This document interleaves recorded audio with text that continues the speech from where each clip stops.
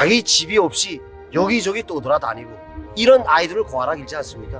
우리나라에서는 이 중등학원 학생들은 부모들이 양부모들이 사회주의 콘솔장에 나가서 일하다가 부터 수술, 그다음 의약품에 이르기까지 국가에서 다 보장해주고 그걸 행복하다는 말로밖에 표현할 수 없지 않습니까?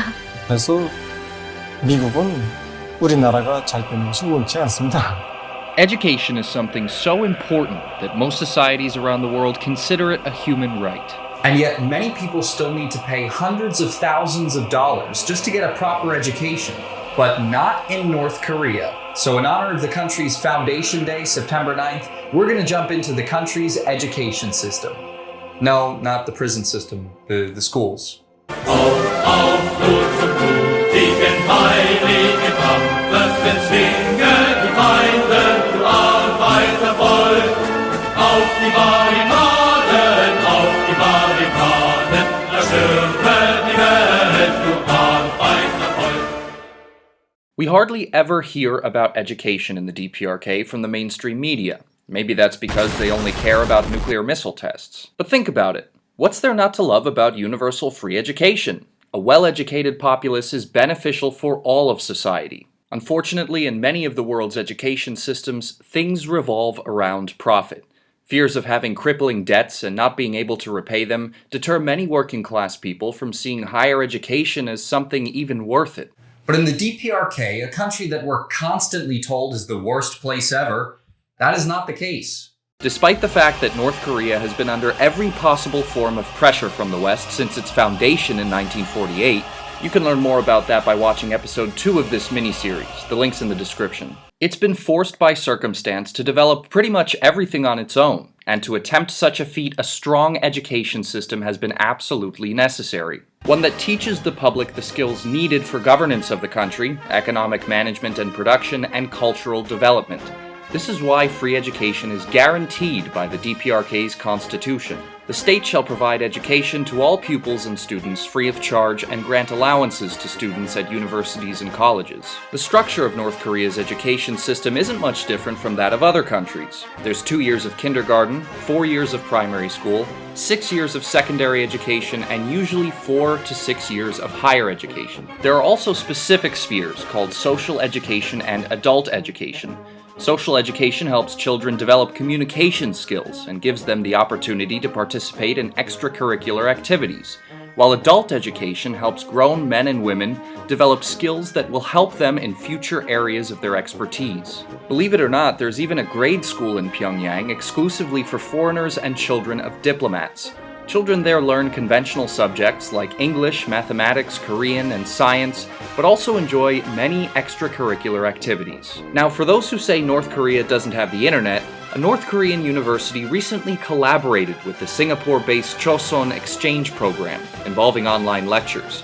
The head of the program said this: "We had a few latency issues, and they dropped out a couple of times, but not massively worse than you'd expect on normal business calls." So, although limited, the tall tale that North Korea doesn't have the internet is simply not true. In the aftermath of the Korean War, many children were left orphaned. But thanks to state-provisioned housing and publicly funded education, their fates were far from as bad as they might have been. Pyongyang's primary school for orphans was established immediately after the war in August of 1953 and admitted children ages 7 to 12. The school covers an area of almost 7,800 square meters that includes a dormitory along with all the facilities that you might expect in a school. So much importance is given to the accessibility of education that the state even provides exclusive train and boat rides for the children. Because the DPRK is a planned economy, everything is provided to the students by the state, like computers, backpacks, uniforms, and other school supplies, to say nothing of the actual educational facilities. Even in the world's richest country, the United States, to have all those things provided to students free of charge seems outlandish. One might even say, something to envy. Let's look at the Mangyongdae Children's Palace, founded in May 1989. It's the country's largest education center for children, providing students not only primary and secondary school education, but also with a huge amount of extracurricular activities. The palace has a whopping 120 rooms, a space observatory, gymnasium, library, swimming pool, sports facilities, computer labs, an automobile driving course, and even a 2,000-seat theater. In terms of the subjects offered there, it's got everything from music classes focused on traditional Korean instruments, the accordion, the electric guitar, and more, to IT science classes and training in a variety of foreign languages. Let's not forget all the sports activities the palace has to offer, or the driving classes. There are even courses in traditional Korean dance and calligraphy.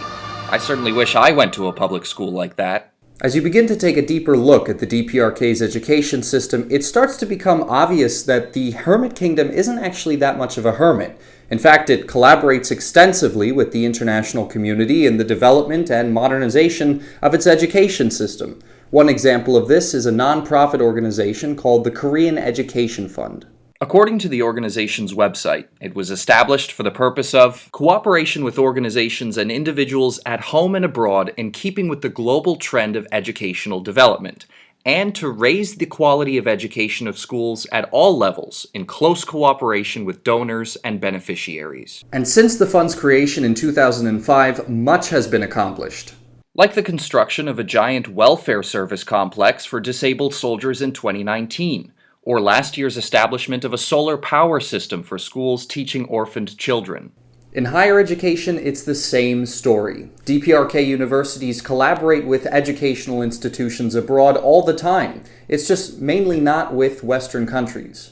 We can look at the Kim Chaek University of Technology, which has licensed products engaged in economic development in countries throughout Asia, Africa, and South America. The university has also won a number of awards in international academic competitions, like the Gold Prize for the Shenyang 40th International Students Programming Contest, and the Silver Medal at the World Final for the 43rd International Students Program Contest in Portugal. The DPRK's Education Commission has even dedicated itself to modernizing its IT education programs specifically through an active exchange of educational information and the integration of artificial intelligence. For a country that's constantly labeled a dirt-poor hellhole by the West, it certainly has an outstanding education system, even when compared with more developed countries. Even more so when you consider the fact that it's free, and it's charged with educating the entire self-reliant country's workforce.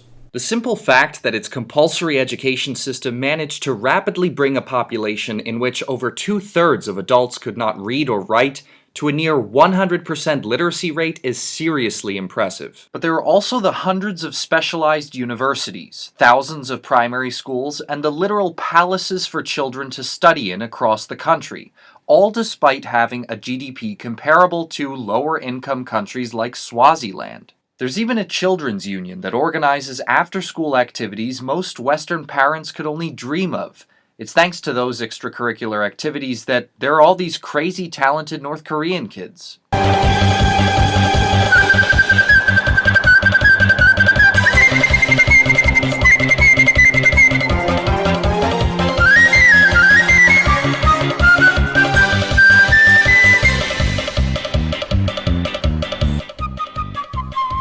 Despite never-ending economic sanctions and military threats, the DPRK has managed to build a formidable education system.